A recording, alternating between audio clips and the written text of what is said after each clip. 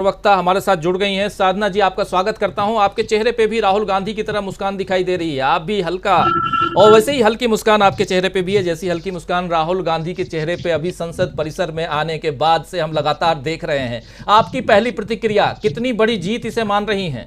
लगातार 2 दिनों के अंदर दूसरी जीत, पहली सुप्रीम कोर्ट से और दूसरी संसद भवन से, संसद के सेक्रेटेरिएट से, या कहें तो संसद में प्रवेश के साथ ही ये दूसरी सबसे बड़ी जीत मानी जाएगी। देखिए आदरणीय राजीव जी, ये जीत समस्त गांधीवादियों की जीत है। ये जीत सत्य की जीत है, और मैं तो आज के दिन कहूंगी सत्यमेव जयते। आज सबने देख लिया कि गांधीवादी सत्य के साथ है और गॉडसेवादी सत्ता के साथ है। मगर सत्ता के साथ जो अहंकार मोदी सरकार को आया है, वो अहंकार और वो दम्भ तो चूर होकर रहेगा। ये कहीं ना कहीं आज आपके समक्ष आ गया है। देखिए, सहयोग कह लीजिए कि 8 अगस्त 1942 को प्रस्ताव पारित हुआ था, और उस आंदोलन का अंग्रेजों भारत छोड़ो, क्विट इंडिया मूवमेंट। अब सहयोग ही है कि जहां एक तरफ अंग्रेजी आक्रांताओं के दमन चक्र और तानाशाही के खिलाफ एक प्रस्ताव पारित 8 और 9 अगस्त को हुआ, और 9 अगस्त को प्रारंभ हो गया था क्विट इंडिया मूवमेंट, और आज मोदी सरकार के दमन चक्र और तानाशाही के खिलाफ अविश्वास प्रस्ताव पर भी 8 अगस्त और 9 अगस्त को ही बहस होनी है। तो ये सहयोग है, और ये सहयोग ये स्पष्ट करता है कि 2024 में निश्चित तौर पर इनके दमन चक्र का अंत होगा, इनकी तानाशाही के अंत का आरंभ होना प्रारंभ हो चुका है आदरणीय राजीव जी। तो मुझे लगता है कि ये मुस्कान हर उस गांधीवादी के चेहरे पर होगी जो कि सत्य के साथ खड़ा है, जो सांप्रदायिकता के खिलाफ है, जो सांप्रदायिक सौहार्द की बात करता है, जो नफरत और कट्टरता के खिलाफ खड़ा रहता है, जो आज सच में ये मानता है कि किसान, महंगाई, महिला उत्पीड़न, बेरोजगारी, इन सब मुद्दों को दबाने के लिए, चाहे वो मणिपुर की घटना हो, उसको दबाने के लिए जो सरकार निरंतर प्रयास कर रही है, अगर उसके खिलाफ कोई व्यक्ति आज डटकर खड़ा है तो वो कहीं ना कहीं इंडिया गठबंधन है, और कहीं ना कहीं वो आदरणीय राहुल गांधी जी हैं, जिनकी आवाज को दबाने का प्रयास तो बहुत किया गया, लेकिन जब स्टे लगाया गया उसके बाद 48 घंटे बीत गए। जब सदस्यता रद्द करने की बात आई थी तो 24 घंटे का समय भी नहीं लिया गया, और जब सदस्यता बहाल करने की बात आई तो 48 घंटे का समय बीत गया था, तो सदस्यता बहाल नहीं की जा रही थी। बहरहाल सदस्यता बहाल हो गई है, हम सबके लिए खुशी की बात है।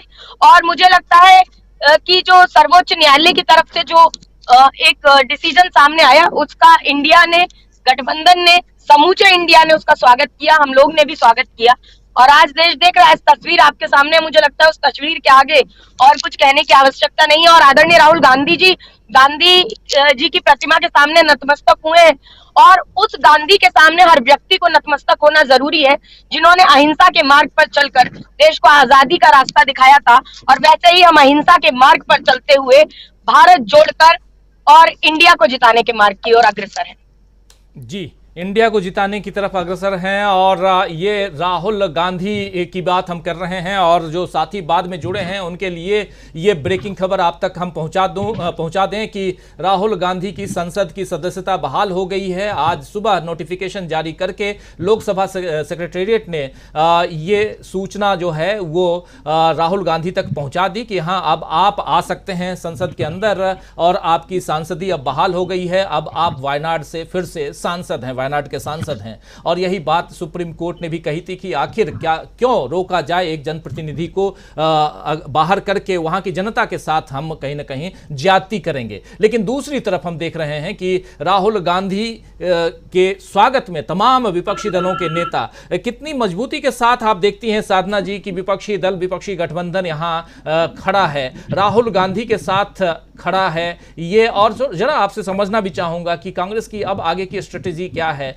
क्या भारत जोड़ो यात्रा पार्ट 2 जल्दी से जल्दी शुरू करने वाली है कांग्रेस पार्टी, या राहुल गांधी कुछ और करने वाले हैं? आज ही राहुल गांधी का एक और वीडियो जारी हुआ है जिसमें राहुल गांधी जो आजादपुर मंडी गए थे, वो वीडियो भी सुबह सुबह जारी किया गया है। तो एक भारत जोड़ो यात्रा कहा जा रहा है कि वो लगातार कर रहे हैं, लेकिन जो पैदल भारत जोड़ो यात्रा जो कन्याकुमारी से कश्मीर तक उन्होंने की थी, ऐसी ही यात्रा की बात चल रही है जो इधर गुजरात से शुरू करके अगरतला तक जाने की जो बात चल रही है, पोरबंदर से अगरतला तक, उसकी योजना कितनी जल्दी शुरू होने वाली है? क्योंकि अब राहुल गांधी इस केस से अभी जो है वो फ्री नजर आ रहे हैं। तब देखिए आदरणीय राजीव जी, पूरा जो विपक्ष का गठबंधन है वो आदरणीय राहुल गांधी जी के साथ तो खड़ा ही है, मगर मुझे लगता है आज देश की जनता भी आदरणीय राहुल गांधी जी के साथ खड़ी हुई दिखाई देती है, क्योंकि जिन मुद्दों पर देश के मुख्य धारा के मीडिया का ध्यान होना चाहिए, जिन मुद्दों पर देश में चल रही सरकार का ध्यान होना चाहिए, उन मुद्दों पर ना तो मीडिया दिखाती है और ना ही उन मुद्दों पर देश के प्रधानमंत्री जी कुछ बोलते हैं, मौन साध जाते हैं। उन मुद्दों पर आदरणीय राहुल गांधी जी पूरी बेबाकी के साथ अपनी आवाज को रख रहे हैं, हर बात उठाने का प्रयास करते हैं। और जैसा कि आपने स्वयं इस बात का जवाब दे दिया कि भारत जोड़ो यात्रा तो एक तरीके से चल रही है, लगातार किसानों से मिलना हो, किसानों को अपने घर पर आमंत्रण देना हो। हम मोदी जी की तरह नहीं करते कि पहलवान बेटियों को कह दिया भाई तुम तो बेटी हो, आओ कभी खाने पे परिवार को लेके, बाद में 1 साल बाद पता लगता है वही बेटी जंतर मंतर पर धरना प्रदर्शन कर रही है, न्याय प्रिय सेंगोल स्थापित किया जाता है और बाहर उसी बेटी को पुलिस द्वारा पिटवाया जाता है जो न्याय के लिए यौन शोषण के खिलाफ आवाज उठाती है। और वो एक साधारण बेटी नहीं होती, अंतरराष्ट्रीय स्तर पर ख्याति प्राप्त बेटी। तो मुझे लगता है कांग्रेस ऐसा नहीं करती। हमने किसानों की आवाज को सुना, भले हम नहीं है लेकिन कहीं ना कहीं हम विपक्ष की अहम भूमिका निभा रहे हैं। हम किसानों के पास गए, जब वहां हमें कुछ परेशानियां पता लगी, आदरणीय राहुल गांधी जी ने उन परेशानियों का हल व्यक्तिगत तौर पे भी उनको ढांढस बंधाया और जितना हल हम कर सकते थे वो हमने दिया। दूसरा, किसानों को घर पर आमंत्रण दिया तो घर पर बुलाया, खाना है, और उन किसान महिलाओं ने, किसान परिवार ने बहुत सम्मान भी दिया, उसके लिए हम हार्दिक धन्यवाद करते हैं। क्योंकि मैं तो खुद किसान परिवार से आती हूँ, बहुत खुशी होती है जब कोई किसान परिवार को सम्मान देता है तो सीना गर्व से चौड़ा होता है, क्योंकि किसान रीढ़ है। लेकिन मोदी जी को लगता है कि अदानी और जो देश के चंद उद्योगपति हैं सबसे अमीर, उनको अगर सबसे अमीर बना दिया जाए तो उनके लिए सब हरा हरा हो जाता है। तो मुझे लगता है कि देश के चंद उद्योगपतियों की जेब में जो पैसा गया है उस पर सवाल उठा रहे थे राहुल गांधी जी, और यही रीजन था, आप सब जानते हैं और सर्वविदित है कि उस रीजन को दबाने के लिए कि क्योंकि अब राहुल गांधी जी पूछते हैं नेक्स्ट सवाल संसद में कि भाई 20,000 करोड़ रुपया किसका है, तो ये सवाल ना पूछा जाए, इसीलिए उनकी संसद सदस्यता को किस तरह से रद्द किया गया था।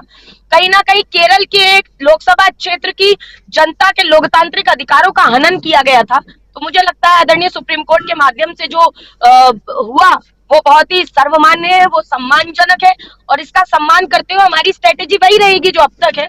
जनहित के मुद्दे उठा रहे हैं, सड़क से संसद तक उठाएंगे। संसद में आवाज रोकी गई थी, अभी आदरणीय प्रशांत जी कह रहे थे ऐसा हुआ नहीं कि माइक म्यूट कर दिया गया हो, लेकिन आदरणीय प्रशांत जी ऐसा तो कई बार है मोदी सरकार में जो कभी नहीं हुआ। आजाद भारत में पहली बार हमने देखा कि बंदूक की नोक पर किस तरीके से महिलाओं के कपड़े उतरवाए जाते हैं, उन्हें नंगा करके परेड कराई जाती है।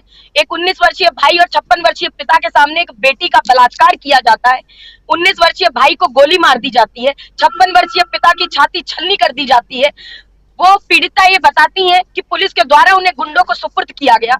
ये घटनाएं, और जो वो एक महिला है वो सैनिक की पत्नी है जो कारगिल युद्ध में विजेता हुए, उस योद्धा की पत्नी, तो वो योद्धा कहता है कि मैं दुश्मन देश से अपने देश को बचाने में सफल हो गया, मगर अपनी धर्म पत्नी को देश में पल रहे गुंडों से बचाने में नाकामयाब हो गया। आंसू आ जाते हैं, रोंगटे खड़े हो जाते हैं वो समय और वो स्थिति परिस्थितियां सोचते हुए। परंतु मुझे लगता है कि नरेंद्र मोदी जी की 56 इंची छाती में उतना दम क्यों नहीं था कि 56 मिनट संसद में आकर बोले। हमें अविश्वास प्रस्ताव लाना पड़ा। हम चाहते थे कि प्रधानमंत्री जी आए, मणिपुर पर बोले, अब भी चाहते हैं कि विस्तृत बयान मणिपुर पर दे जो घटना हुई, और क्यों धृतराष्ट्र बने मुख्यमंत्री बीरेंद्र सिंह को अभी तक हटाया नहीं गया, क्यों स्मृति ईरानी जी ने ब्यौरा नहीं मांगा बीरेंद्र सिंह से, जो बीरेंद्र सिंह ने कहा कि भाई 100 ऐसी और घटनाएं हैं, 100 घटनाएं हुई हैं, सिमिलर घटनाएं हैं, सिमिलर FIR दर्ज है।